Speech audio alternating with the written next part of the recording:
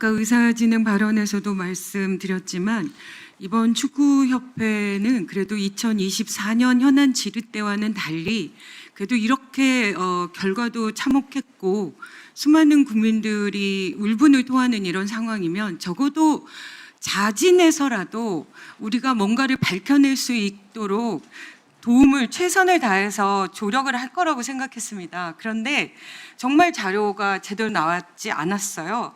그래서 저희가 그래도 구했던, 그러니까 예를 들면 업무 추진비요, 2024년, 2012년 이미 그런 업무 추진비가 잘못 사용된 것에 대한 논의가 계속 있어 왔고, 2024년에는 증인 정몽규, 증인 홍명보 이런 분들이 다 현장에서 그런 문제 제기를 다 들으셨을 거예요. 알고 계시죠?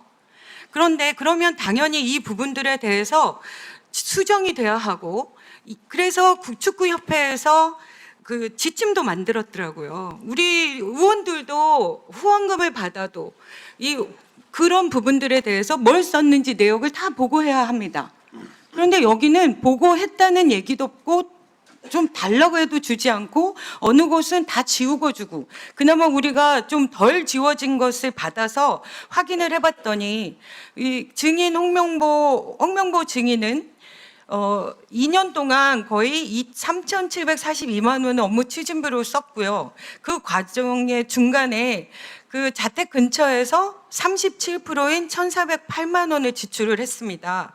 그러면 이 부분들에 대해서 저희가 보도가 나갔더니 아까 증빙 자료를 반박문을 내시고 그 안에 증빙 자료를 제출하겠다 이렇게 돼 있었기 때문에 제가 얘기했는데 이제 아무것도 가져오시지 않았다고 하고, 그럼 결국은 반박문 안에 코치가 가까이 살았고 그래서 사적으로 쓴 거 없다 이렇게 얘기하시는데, 지침을 보면요. 지침은 왜 만듭니까? 지침을 지키지 않으려면. 지침에 이렇게 나와 있습니다. 제한, 사용 제한, 휴무일, 밤 11시부터 아침 7시, 자택 근처, 관할 구역을 현저하게 벗어난 원거리 지역 이렇게 돼 있어요. 그런데 증인 홍명보의 그 내용들을 보면은 어린이날, 현충일, 광복절 이럴 때도 쓰셨어요. 근데 그런 거가 옳지 않잖아요. 의원님, 제가 아까 좀 오해를 했는데요. 제가 협회에 있는 법인 카드를 쓴 내역은 제가 없었는데 제가 그동안 같은 장소에 쓴 제 내역은 가지고 왔습니다. 그거를 제가 아까 잘 이해를 못해서 그런데 제가 지금 가지고 왔습니다. 좀 이따 자료 제출하겠습니다. 네. 그리고 축구협회도 그러면 그거 제출해 주셔야 되는데 아까 없다고 하셨던 거고요. 이따 오후에 다시 확인하겠습니다. 그럼 축구협회도 마찬가지입니다. 지금 그렇게 지침을 해놨으면 이 부분들을 검토해야 하고, 분당교에서 사용됐으면 그것이 어떻게 사용됐는지, 제대로 사용됐는지, 아니면 소명서 제출하도록 돼 있기 때문에 그런 부분들을 확인해야 되지 않습니까? 어디 가서 누구랑 만났는지 그걸 알 수도 없고, 그럼 전부 음식점에 가서 뭘 썼는지, 그리고 우리가 하나 확인한 것도 모모베베라는 아동복점에서 330만 원을 썼어요. 사실은 이게 아동복은 이 대상이 아닙니다. 법인카드를 쓸 수가 없는 거예요.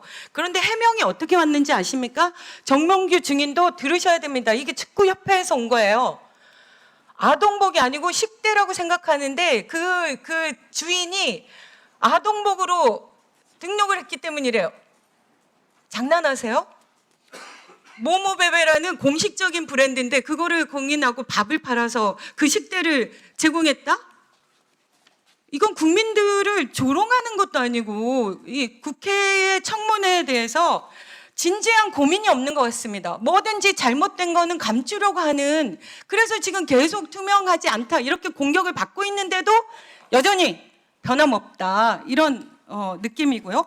자, 장관님, 이게 2024년 갑자기 턱 커졌는데 2024년 9월 달에 현안 질의했어요.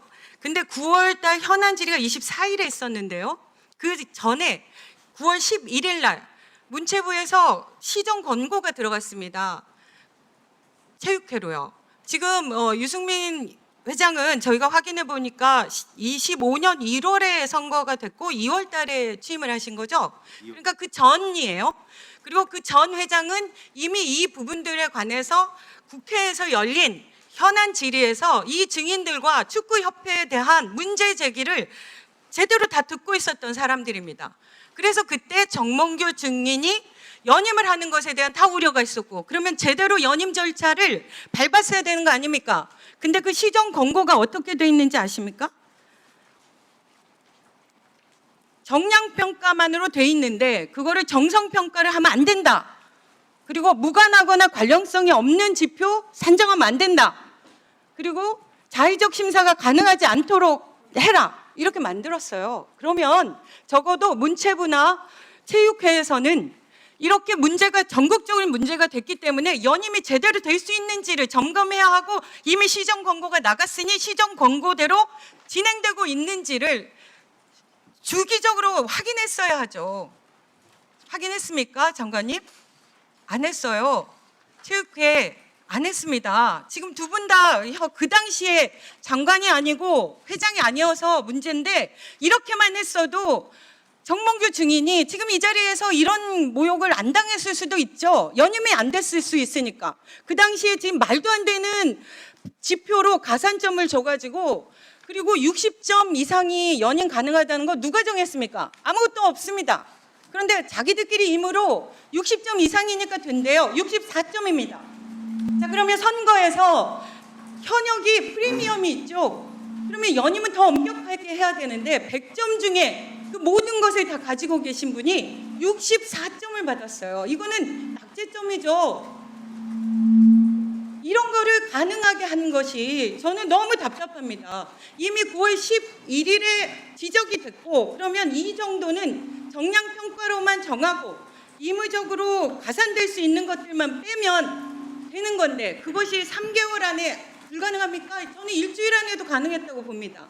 문제를 확인하고 이런 거 안 해서 이 상황이 됐잖아요. 수고하셨습니다. 네, 수고하셨습니다. 네, 다음 질의 최민희 의원님 신문 이어가 주시기 바랍니다.